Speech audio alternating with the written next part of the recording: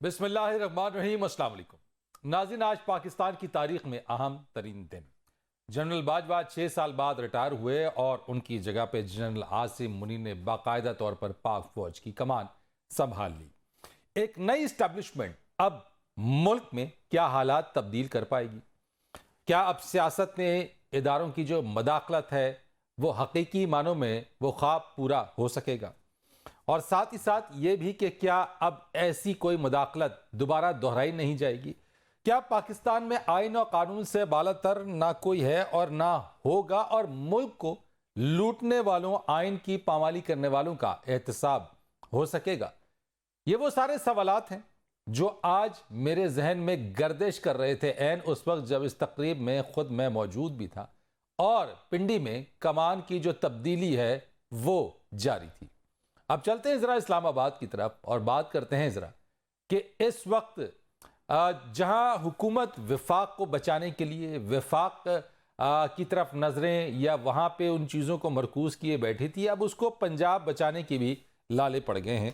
और साथ साथ तहरीक इंसाफ पंजाब गिराने के लिए, इसकी जोड़ तोड़ के लिए, पंजाब को अगर हम देखा जाए, लाहौर तो एक सियासी मरकज़ और गढ़ बन चुका है जहाँ पे सियासी रहनुमा, सियासी जमातें, चाहे वो हुकूमत से रेलेवेंट हो या फिर पाकिस्तान तहरीक इंसाफ से, ये सारी की सारी वहाँ बैठ के इस जोड़ तोड़ में मसरूफ़ हैं।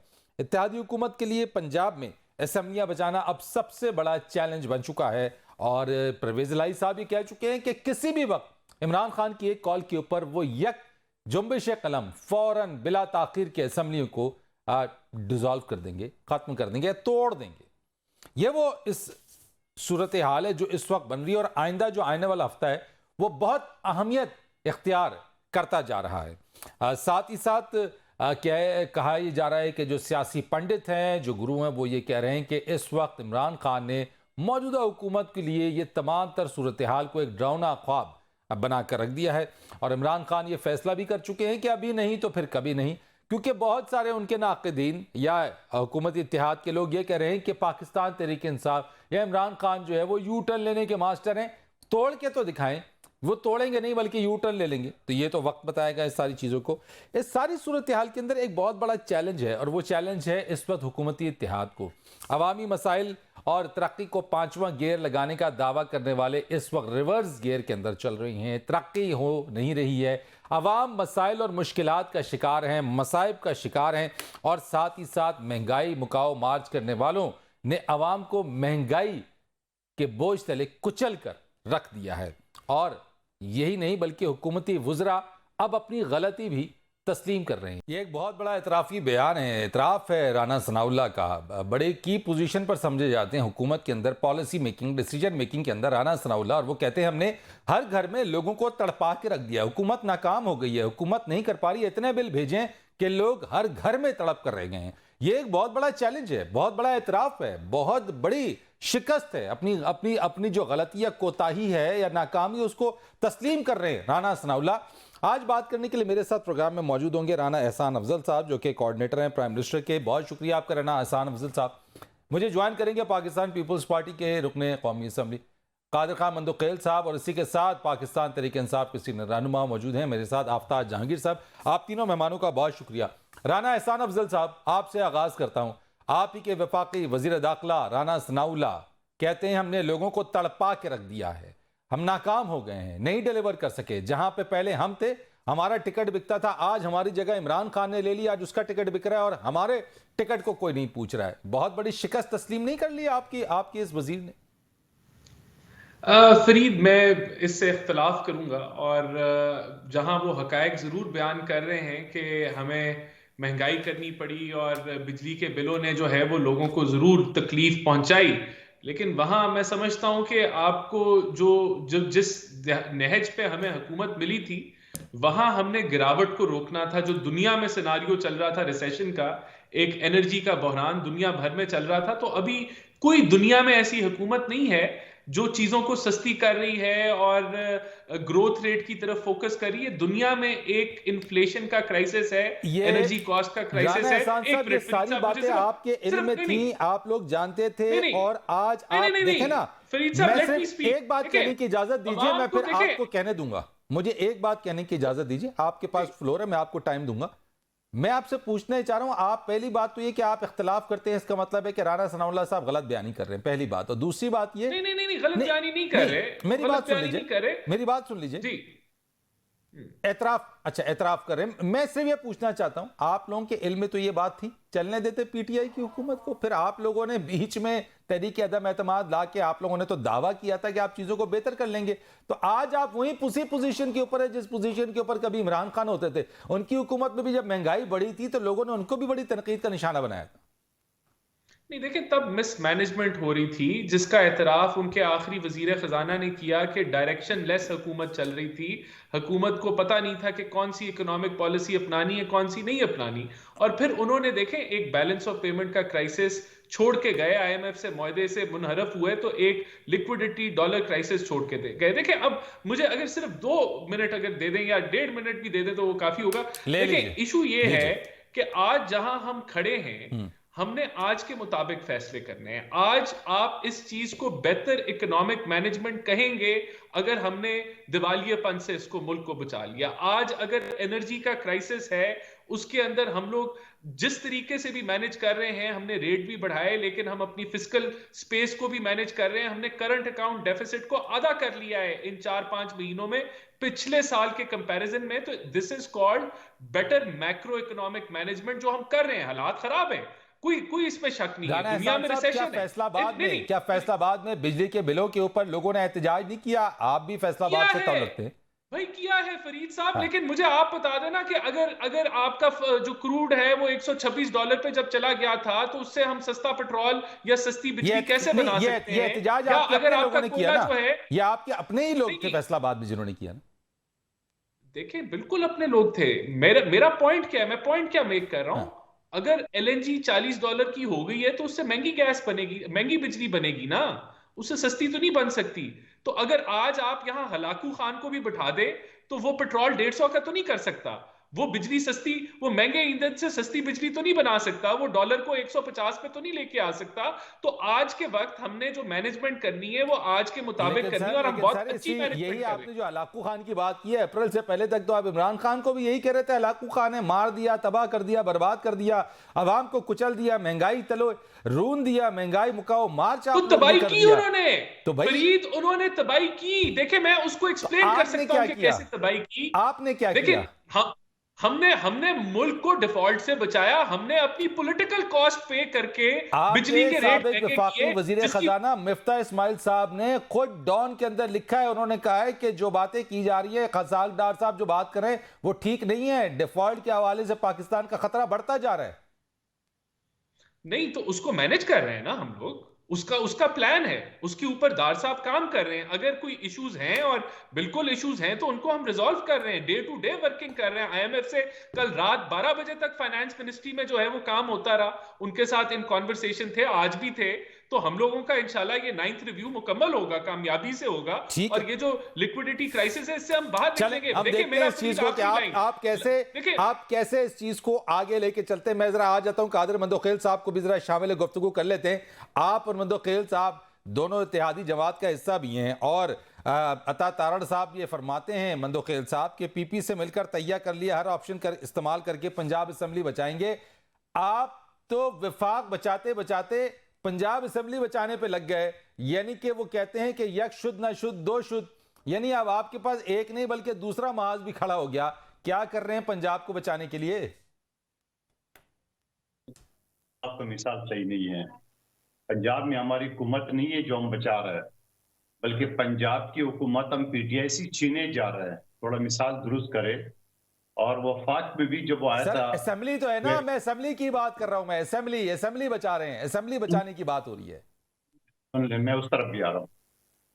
जब वफाक पर हमलावर हो रहे थे और सारी ख्वाहिशात दिल में लेके आर्मी चीफ भी मैं लगाऊंगा, इलेक्शन कमीशन के चेयरमैन भी मैं लगाऊंगा, निगरान हुकूमत भी मैं करूंगा, हुकूमत भी मैं लूंगा, तो इसके लिए कहावत है, मैंने उसी वक्त भी ट्वीट किया था कि बकरी चली सिंग लगवाने, कान कटवा के आ गई है।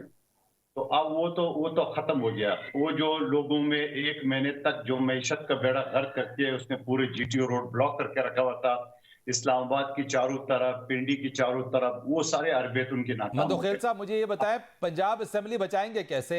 अगर वहां पे अगर ये फैसला कर लेते हैं पंजाब असेंबली डिसॉल्व करने का, परवेज इलाही कहते हैं 1 सेकंड नहीं लगाऊंगा, आप और नून लीग दोनों इत्तेहादी आप लोग मिलके बैठ गए, लाहौर के अंदर डेरे डाल दिए, जरदारी साहब मिशन लाहौर के ऊपर हैं, कैसे बचा पाएंगे? क्या करेंगे? क्या तरीक़ाकार है? वैसे मैं आफ्ताब जहांगीर साहब को सलाम पेश करता हूं कि वो खामोशी से सब्र से सुन रहे हैं और आप बेसब्रे हो रहे हो। आपने आपने आपने वैसे प्रोग्राम से पहले ही आफ्ताब जहांगीर साहब के बोलने पर कर दिया, वो तो शराफत से सुन रहे, अभी मैं आता हूं उनकी तरफ। आप बताएं ना। अच्छा, मैं गुजारिश कर रहा था कि जब असेंबली का इजलास चल रहा हो तो वो इजलास के दौरान जो है ना जो ये बातें कर रहे हैं अदम एतमाद की और असेंबली तोड़ने की, ये सारी चीजें ऑप्शनल है, ठीक है। अच्छा, और मैं आपको सिर्फ इतनी मिसाल आपको सुना दूं कि जिस वज़ीर आला का उन्होंने माजी में डाकू का, उसके बाद उसको वज़ीर आला बनाया, वो वज़ीर आला बेचारा तो इसकी FIR तक नहीं कटवा सके, वो काबिनेट तो इसकी FIR नहीं कटवा सके। तो अभी दिल्ली दूर है। जिस तरह उन्होंने आर्मी चीफ को मुबारकबाद की और आप उसको गालियां बरसा रहे थे, जिस तरह उन्होंने आर्मी चीफ की खिदमात को सरा और आप उसको सादिक को, मीर जाफर और मीर यार सादिक मंदोखेल को, साहब, आप मेरे सवाल का जवाब ऐसे दे नहीं रहे हैं। आप मुझे मैं आपसे दे रहा हूं ना। पूछ रहा हूँ, आप मुझे मैं- ले जा कहीं और रहे हैं। मैं आपसे पूछना चाह रहा हूँ, कर क्या रहे हैं पंजाब के अंदर? समझना सर जोड़ के बैठे हैं, आवाज मुश्किलात में है सर, आप लोगों के समझना पास नहीं चाह गैस रहे हो नहीं ना। है, नाश्ता मैं- नाश्ता नहीं करके जाते दफातर के अंदर सर, दफ्तरों में भूखे पेट चले जाते हैं, गैस नहीं मिल रही है, बिजली के बिल आ रहे हैं। आप कर क्या रहे हैं आकर? यानी तवज्जो तो सारी अब लगता है ये कि असेंबलियां बचाने पर मरकूज हो गई हैं आपकी। इमरान खान साहब ने एक नई डायरेक्शन में आप लोगों को लगा दिया। देखिए, आपको सुनने वाले समझ गए मैं क्या कहना चाह रहा हूं, आप समझना नहीं चाह रहे हैं। नहीं, मैं जब तो एक शख्स की FIR वो नहीं कटवा रहा, उसके कहने पर वो असेंबली तोड़ेगा, चलो देख लेते हैं, इतनी काफी है, ज्यादा ना बुलवाए मुझसे। दूसरी बात ये है कि इस शख्स के पास अब आखिरी आरबा यही रह गया, जो कि वो भी नाकाम होगा। अच्छा, वो कामयाब भी हो गया तो क्या होगा? री इलेक्शन होगा पूरे पाकिस्तान में नहीं। अगर पंजाब असेंबली, पुख्तनख्वा असेंबली को तोड़ के तो इन्हीं दो में इलेक्शन होगा। अच्छा, क्या होगा इलेक्शन में? वेस्ट प्रदेश क्या होगी?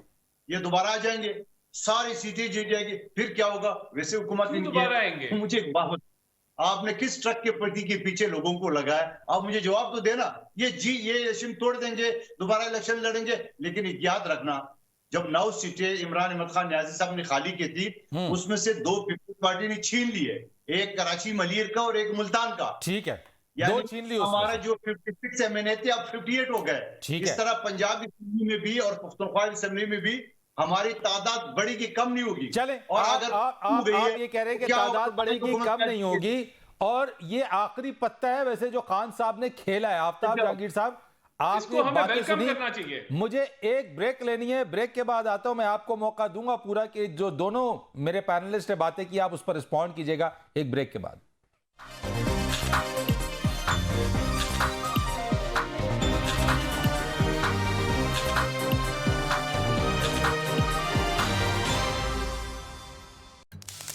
It makes sense. Dun.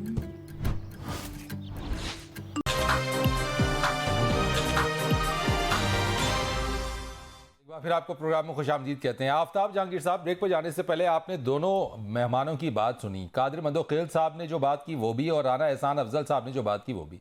आप मुझे ये बताइएगा जरा कि क्या आपकी असेंबलियों से पुल आउट होने का, असेंबलियां तोड़ देने का, खत्म करने का, मुस्ताफी हो जाने का ये फैसला आखिरी है और इससे यू टर्न तो अब आप नहीं लेंगे? बहुत शुक्रिया फरीद भाई कि आपने अपने प्रोग्राम में मुझे मौका दिया, और मेरे दोनों भाइयों को, राना साहब को और मंदोखेल को मेरा सलाम। पहली बात तो ये कि आपने जो सवाल दोनों दोस्तों से किया, उन्होंने आपका जवाब नहीं दिया, बल्कि वो इधर उधर घुमाते रहे। बात ये है कि मुझे उम्मीद है आप भाई मुझे मेरे सवाल का जवाब में भी देंगे। मैं आपके सवाल का ही जवाब दे रहा हूँ। आपके प्रोग्राम के अंदर सैकड़ों दफ़ा जब भी आपने सवाल किया होगा तो वो आते थे, पीपल्स पार्टी के दोस्त आते थे, नून लीग के दोस्त आते थे, वो कहते थे कि जी अगर आपने इलेक्शन चाहिए आपको तो आप पंजाब असेंबली छोड़ दें, KP के असेंबली छोड़ दें, हम इलेक्शन करा देते हैं। समझे ना? हम उस वक्त भी ये कहते थे कि आप इलेक्शन नहीं कराएंगे। लेकिन ये कहते थे कि कराएंगे जी, आप असेंबलियां तोड़ें। अगले दिन हम भी असेंबली, सिंध असेंबली तोड़ेंगे। हमने कहा कि भाई आप सिंध असेंबली तोड़ दो। उन्होंने कहा नहीं, सिंध असेंबली नहीं तोड़ेंगे, आप तोड़ें तो हम इलेक्शन में चले जाएंगे। और बात भी जेन्युइन यही है कि जब इतनी बड़ी तादाद के अंदर पाकिस्तान का सबसे बड़ा सूबा पंजाब है, उसकी असेंबली ख़त्म हो जाए, उसके बाद KPK ख़त्म हो जाए, सिंध असेंबली से हमारे MPs जो हैं रिज़ाइन कर दें, तो उसके बाद कोई जवाज़ रहता नहीं है कि जी आप जनरल इलेक्शन की तरफ ना जाएं। तो इलेक्शन और ये कमीशन इनकी ने भी तो डिमांड कह थी कि दिया है ये आफ्ताब असेंबली जहांगीर छोड़ें। साहब कि वो कहते हैं 60 रोज में ज़मीनी इंतखाब वो करवा देंगे। आपकी उस अच्छा, रिवर्स अब स्विंग सुन- यॉर्कर का जवाब जो है वो मिल गया आपको कि बॉल नो बॉल करार दे वो दी वो गई है। वो नहीं पता है क्या, बाज दफा जो होता है ना, वो समझ रहे होंगे कि मैं छक्का वक्का मार दूंगा, हाँ। लेकिन वो बोल्ड हो जाते हैं यॉर्कर में। नहीं, समझे नो ना? बॉल तो वो करार दे इस दी वक्त है। जो अंपायर ने आपकी जो नहीं, आप रिवर्स सुन लेना। स्विंग यॉर्कर अच्छा, है, उसको बोल्ड नो होने के बॉल कह बाद दिया। बोल्ड होने के बाद एम्पायर ने, अच्छा सुन ले, बोल्ड होने के बाद एम्पायर ने नो बॉल करार दी ना। बोल्ड तो हो गए वो, लेकिन नो बॉल करार दे दी। लेकिन अब मसले की बात यह है कि एम्पायर साहब जो है वो चेंज हो गए। अब एम्पायर चेंज हो गए हैं, और मेरी ये ख्वाहिश और दुआ है कि ये एम्पायर जो है वो न्यूट्रल, जो कि पहले तो ऐसा होता था ना, जब इशारा पाकिस्तान इलेक्शन इंडिया का मैच कमीशन के होता था। अंपायर की तरफ है या किसी और अंपायर की तरफ आप इशारा कर रहे दूसरी हैं? नहीं तरफ नहीं है। नहीं नहीं, मैं आपको बता रहा हूँ, मैं फरीद भाई आपको बता रहा हूँ, जब पहले पाकिस्तान इंडिया का मैच होता था या किसी भी मुल्क का मैच होता था, वहां के मुकामी एम्पायर होते थे। अच्छा। तो ये हमारे कायद का कमाल था कि उन्होंने न्यूट्रल एम्पायर की तरफ गए। अब जो न्यूट्रल एम्पायर हैं, जो उससे हमारी उम्मीद ये है कि वो सही डिसीजन देंगे। नो बॉल, खामा नो बॉल नहीं देंगे, और खामा जो है वाइड नहीं देंगे। अगर अच्छा, वाइड है तो वाइड यानी देंगे, मैं अगर अगर नो आपकी बॉल है बात तो को नो बॉल दुरुस्त समझ देंगे, रहा हूं, क्योंकि तो इलेक्शन आज 2022 में आज के दिन भी 29 नवंबर को भी अंपायर ही की तरफ देख रहे हैं आप?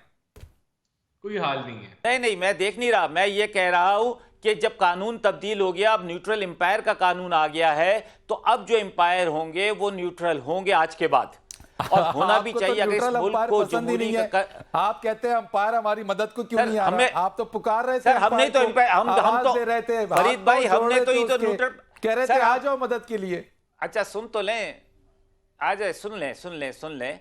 अगर हमने कहा होता तो फिर ये बाजवा साहब जो है ना, अब खुल के बात करनी चाहिए ना। बाजवा साहब फिर ये नहीं कहते कि जी मैं न्यूट्रल था, समझे ना। बाजवा साहब ये नहीं कहते कि 71 की जंग जो थी वो सियासी हारत थी हमारी, जिसको हम बीजे भुट्टो कहते हैं, उसको कहना चाहिए, समझे ना। इस तरह बहुत सारे मौक़ों के अंदर जो है, लेकिन हम क्या करते थे, हम सारी चीज़ों को वो घुमा के एक तरफ ले जाते थे, कहते थे हमारा कसूर नहीं है। लेकिन आज उन्होंने कहा, तो मैं ये कहता हूं कि जब उन्होंने ये बात कह कर गए, आज जब उन्होंने तकरीर किया और कहा है कि जी हम सियासी नहीं रहे, तो पहले सियासी थे अब सियासी नहीं रहे, तो अल्लाह से दुआ गो हैं कि अब सियासी ना रहें, बल्कि पाकिस्तान की अफवाज जो पाकिस्तानी कौमों की दिल में बसती है, पाकिस्तान के लोग उससे जिस तरह मोहब्बत करते हैं, जब वो रोडों पे निकलती है तो पाकिस्तान जिंदाबाद के नारे लगाते हैं, उनके ऊपर फूल बरसाते हैं, तो वो दोबारा से वो दौर आए। और क्योंकि इस वक्त आपको भी मालूम है फरीद साहब के इस वक्त कितनी ज्यादा पॉपुलेशन हो चुकी है हमारी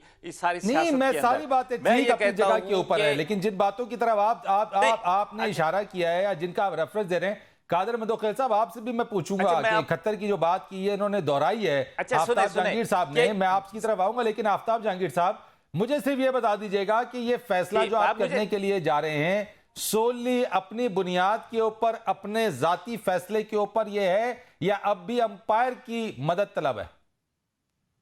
नहीं, एम्पायर की कोई एम्पायर की मदद तो अब चाहिए नहीं ना। अब एम्पायर की मदद नहीं चाहिए।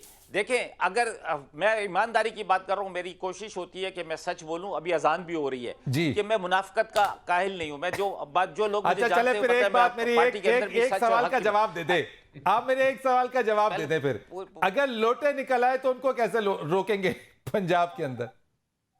अच्छा सुने, देखिए मैं आपको एक बात बताऊं, ये लोटे अगर कोई निकलता है, किसी का ज़मीर है, वो नहीं देना चाहता रिज़ाइन, तो बिल्कुल हम उसको नहीं रोक सकते। जैसे हमने अपने कौमी असम्बली के अंदर लोगों को नहीं रोका, क्योंकि उनको ये उम्मीद दिलाई गई थी कि मुस्लिम लीग नून का टिकट उनको मिलेगा, और वो टिकट जो नहीं, तो फिर अगर वो नहीं देते तो ये तो ज़मीर की आवाज है। ज़मीर की आवाज पे साथ ना देने वाले को लोटा कैसे कह सकते हैं आप? सर अगर आज जो भी लोटा बनेगा वो अपनी सियासी जिंदगी की आखिरी इनिंग खेल के जा रहा होगा। वो कभी भी, अब उसको पता है कि जो लोटा बनेगा उसका जो हशर होगा वो फिर सबको पता है। अच्छा। इसलिए लोग जो है, जो 6 महीने बाद इलेक्शन होने, कोई इतना बेवकूफ नहीं है कि 6 महीने पहले वो ऐसा किरदार अदा करे कि जब वो अपने इलाके में भी ना जा सके, उसके मोहल्ले वाले, उसकी गली वाले, घरों की गली के अंदर हर जगह लोटे टांग दें। तो ये वो कभी भी कोई राना बर्दाश्त एहसान नहीं अफजल करेगा। साहब से पूछ लेते हैं, क्योंकि वो तो पीपी से मिलकर तैयार कर रखा है इन्होंने कि हर ऑप्शन के तौर पे पंजाब असेंबली बचाएंगे। तो राना एहसान अफजल साहब, कितनी उम्मीदें हैं आपको लोटों से? एक चीज और भी फरीद साहब एक चीज और भी ऐड कर लीजिएगा राना साहब के साथ भी और मंदोखेल साहब के साथ, कि ये आने वाला इलेक्शन पीडीएम के प्लेटफॉर्म से लड़ेंगे या अपने अपने प्लेटफॉर्म? चले ये सवाल पूछ लेते हैं जनाब, उनसे पूछ लेते हैं इसमें कौन सा हार जाए। राना एहसान अफजल साहब, सबसे पहले तो आप बताइए, लोटों से कितनी उम्मीद है आपको?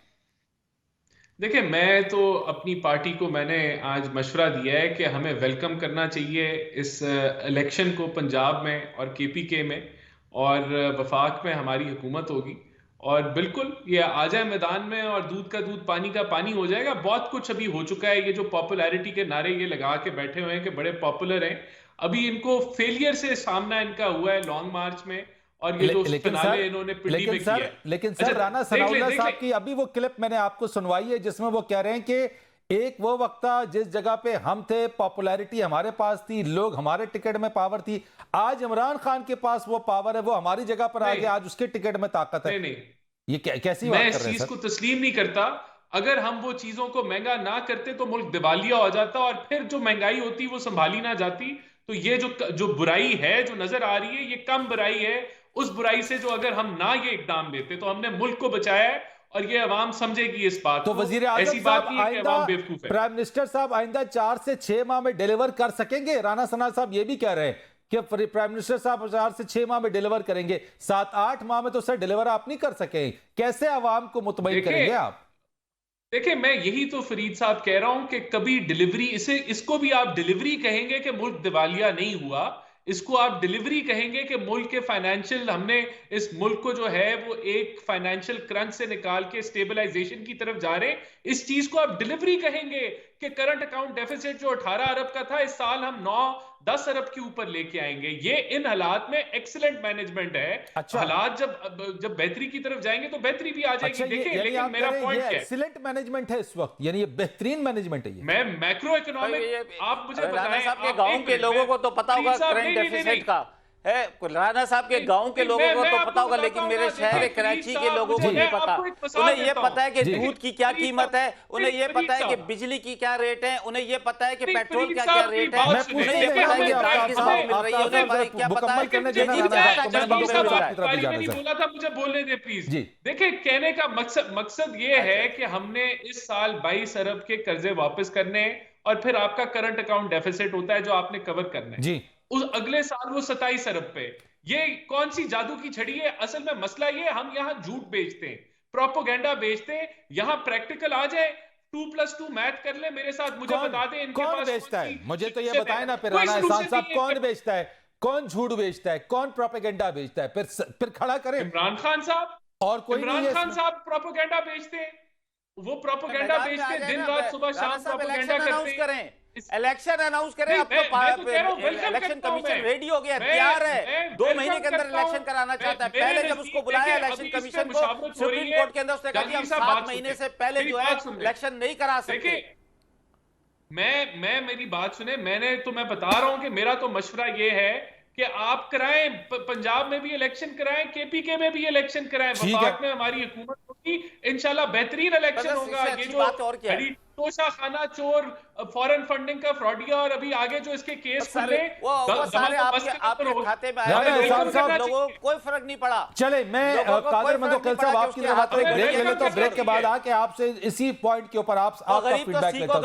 एक मिनट ब्रेक लेते हैं और ब्रेक के बाद कि राना एहसान साहब कह रहे हैं कि इस वक्त केपी के अंदर, इस वक्त पंजाब के अंदर कराया इलेक्शन और पॉपुलैरिटी इस वक्त जो है वो इत्तेहादी हुकूमत की ज्यादा है, स्वीप करेंगे, वो इसमें कामयाबी हासिल करेंगे। बात करते हैं ब्रेक के बाद।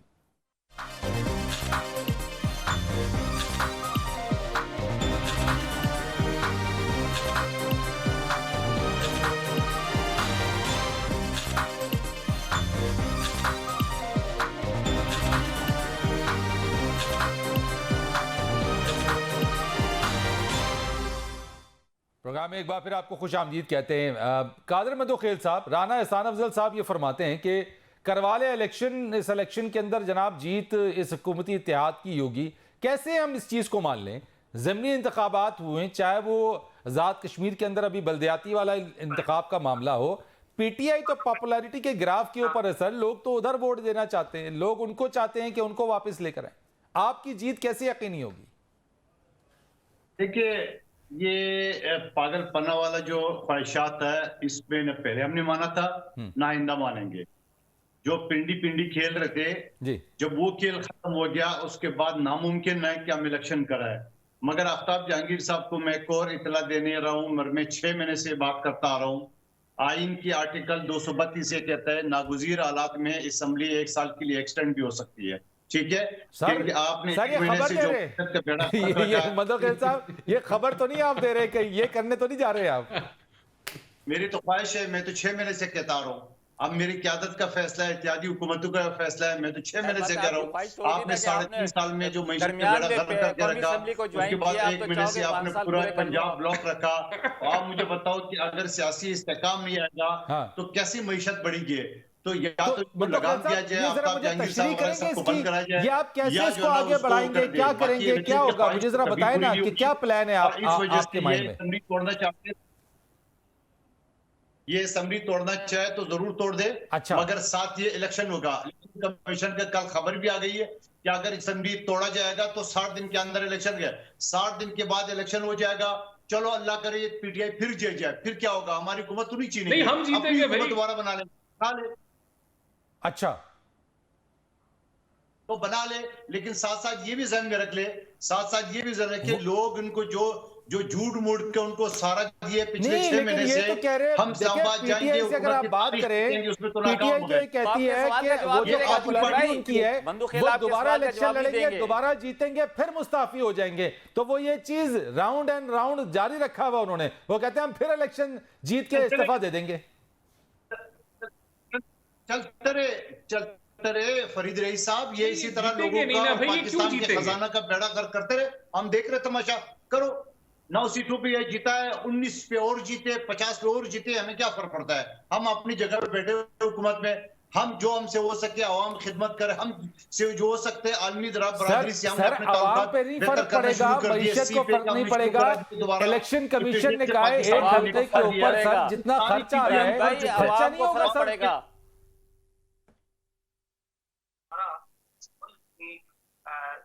देखिए मंदोखेल साहब, मैं कह रहा हूं बार बार इलेक्शन, बार बार इस्तीफे, इलेक्शन कराना कोई बच्चों का खेल है? खर्चा नहीं होता उसके अंदर, मुल्क की मईशत और खजाने पर बोझ नहीं पड़ेगा। भाई तो ये सोच है ना, हर चीज हम ही सोचेंगे। ये भी तो सोचे कि पाकिस्तान का मईशत का बेड़ा गर्क करने वाले पाकिस्तान की अफवाज, पाकिस्तान की जुडिशरी, पाकिस्तान के कल्चर का बेड़ा गर्क करने वाले, ये सारे काम हम करेंगे, ये भी कुछ करेंगे। ये सिर्फ बेड़ा गर्क करने के लिए पाकिस्तान आए हुए, ये बेड़ा गर्क कर मईशत को तबाह करने वाले। आप जो बात करें, मैं आपसे इत्तफाक कर रहा हूं कि ये यहाँ पे नुकसान हो रहा है, मगर ये सोचना सिर्फ हमारा काम नहीं, इनका भी है। हम तो अपनी जगह परफॉर्म करें।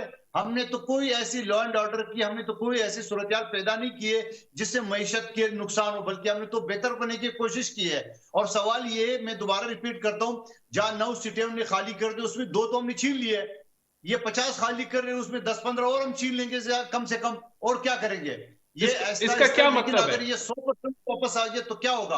अपनी हुकूमत दोबारा बना लेंगे। अच्छा चले ये बता दें, आफ्ताब जहांगीर साहब आपके पास आता हूं, मुझे दोनों ये बता दें, मुझे 1 मिनट। मंदोखेल साहब आप भी और राना एहसान अफजल साहब आप भी, अगर आज ये दोबारा इलेक्शन होते हैं, ये जो एक सवाल था जो आफ्ताब जहांगीर साहब ने पूछा, आप इलेक्शन लड़ेंगे कैसे? पीडीएम के प्लेटफॉर्म पे लड़ेंगे, अलग-अलग लड़ेंगे, कैसे लड़ेंगे? मंदोखेल साहब आपका जवाब, राना एहसान साहब आपका सवाल, आपका जवाब, एंड देन मैं आफ्ताब साहब आपके पास आता हूं। मैं समझ रहा हूं कि हम इकट्ठे लड़ेंगे, जितने भी इत्यादि है हम इलेक्शन इकट्ठे लड़ेंगे। ठीक हो गया। मेरा तो ये राना एहसान साहब, इलेक्शन इकट्ठे लड़ेंगे?